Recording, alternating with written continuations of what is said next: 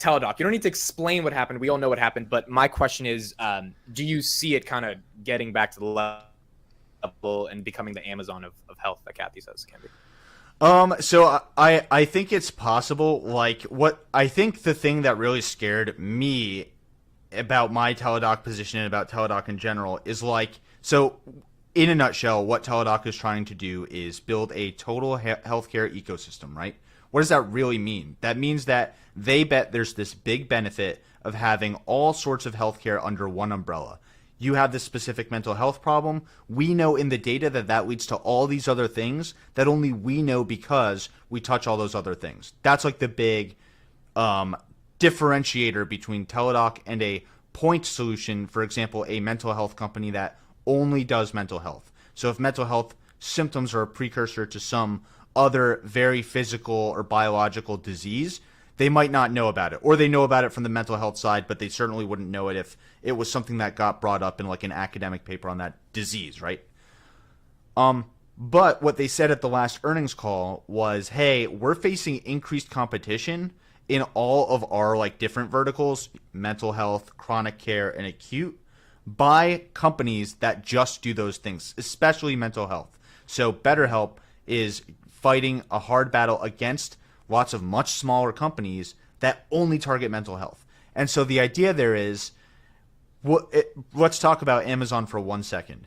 What if Amazon was fiercely competing against a Shopify on the e-commerce side and a Microsoft Azure, like it's not exactly a perfect fit, on the Amazon Web Services side, and, you know, Alexa was fighting hard against Google and blah, blah, blah, all the things that are true about Amazon, right?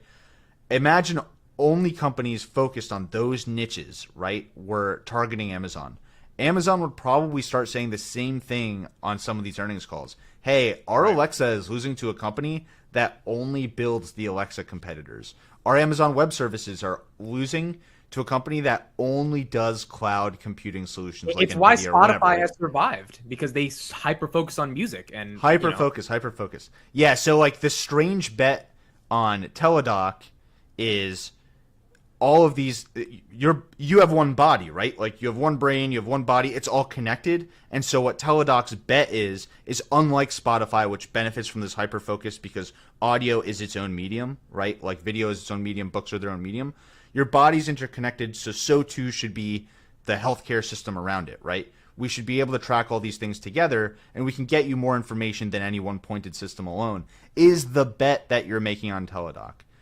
Whether that's the correct bet remains to be seen in the market, because it turns out companies that only focus on mental health are still pretty good at mental health, right? Like they don't need to take your heartbeat to know that you're stressed.